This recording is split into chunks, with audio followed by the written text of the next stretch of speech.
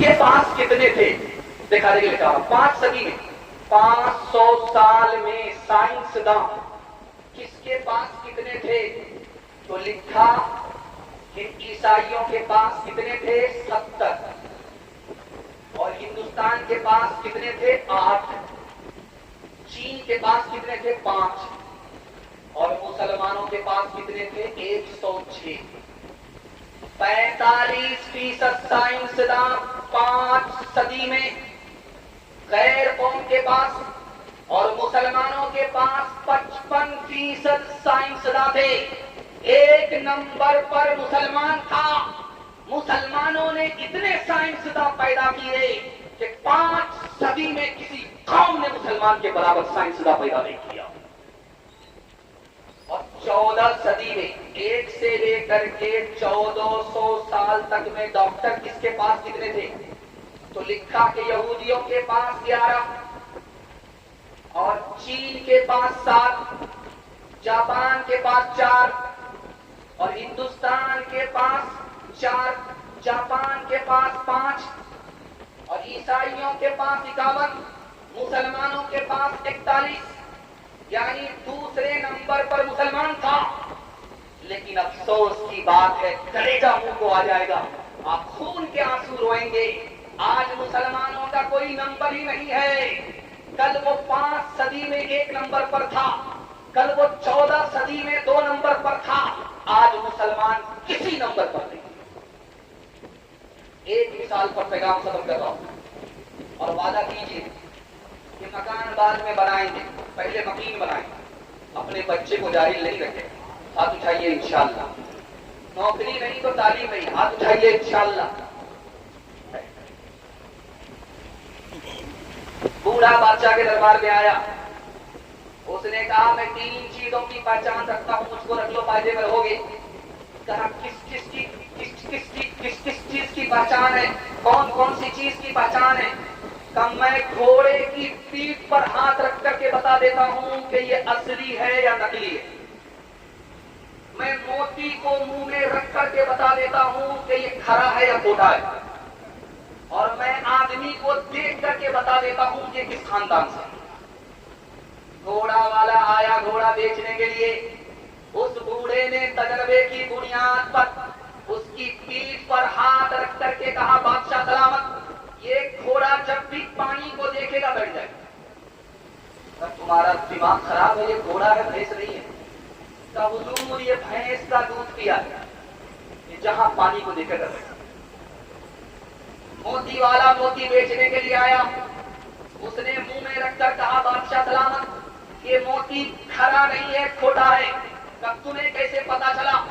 کہا کہ جو موتی کھرا ہوتا ہے منہ میں تھوک زیادہ آتا ہے، اگر موتی کھوٹا ہے تو تھوک نہیں آئے گا.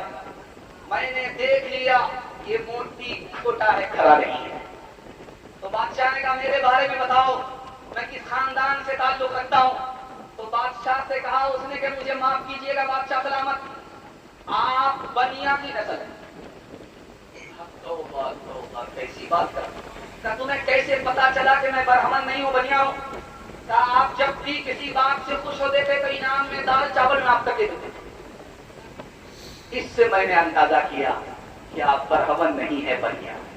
ہاتھ اٹھائیے، وعدہ کیجیے ہر حال میں اپنے بچے کو پڑھائیں گے انشاءاللہ. خود جاہل ہے، اپنے بچے کو جاہل نہیں رکھیں. ہاتھ اٹھائیے انشاءاللہ. سب کام پہلے ہوگا، نکاح بعد میں ہوگا. ہاتھ اٹھائیے انشاءاللہ.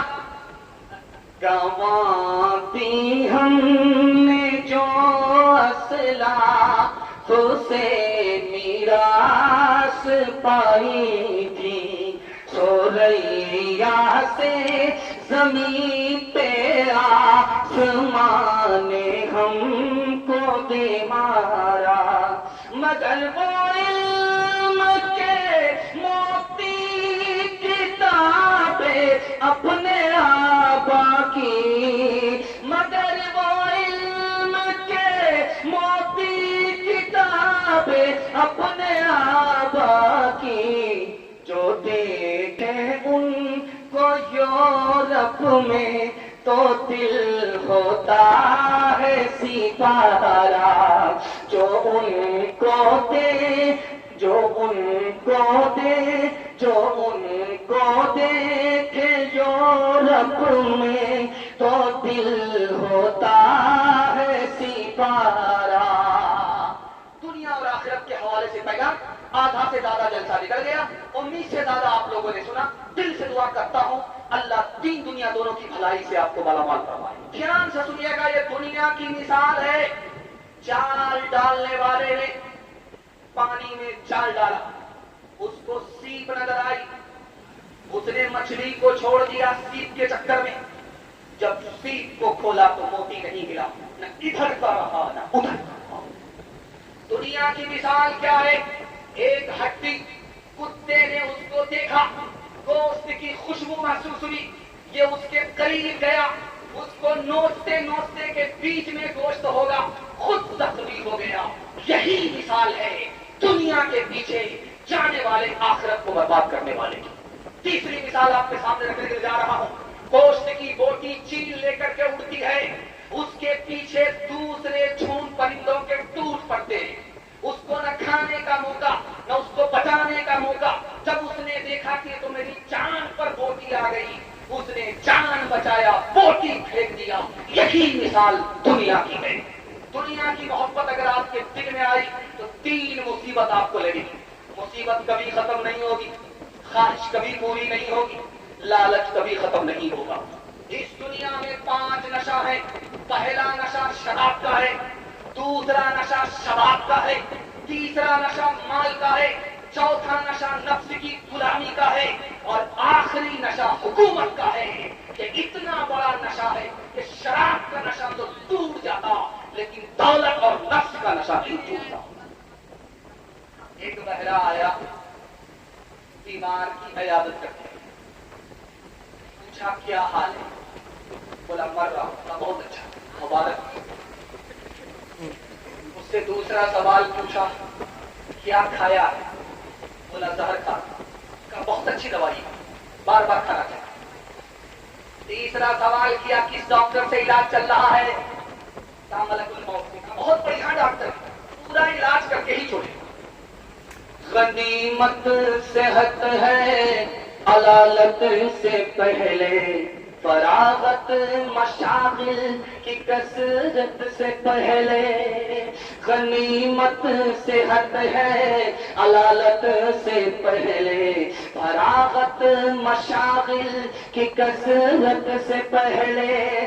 جوانی بوڑھاپے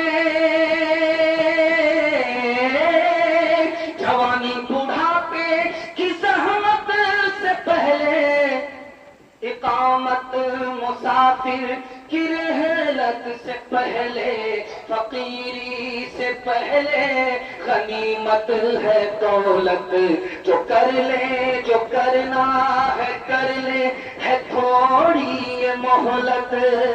غنیمت صحت ہے علالت سے پہلے, فراغت مشاغل کی کثرت سے پہلے. آپ کو گھر میں بھی سکون ملے گا, گھر سے باہر بھی سکون ملے گا. کسی پیغام کی آپ حفاظت نہ کریں, اس پیغام کی حفاظت کیجیے. میں مسند رسول پر بیٹھ کر کے گارنٹی لیتا ہوں, آپ غریب نہیں رہیں گے اور آپ گھر سے باہر بھی بے چین نہیں رہیں گے, گھر کے اندر بھی بے چین نہیں رہیں گے. ہاتھ اٹھائیے, وعدہ کیجیے, لوٹ کر کے لائیں گے, لوٹ کر کے کھائیں گے انشاءاللہ. ٹھیک ہے, ہم ملاقات کرتے ہیں مسافر کے بعد, دعا کے بعد. اور آپ کو ہم پٹنہ نہیں سیدھا رانچی لے کر کے چلیں. دھیان سے سنیے گا, تیزی کے ساتھ نکل جائے گا. اس کو دھیان سے سنیے.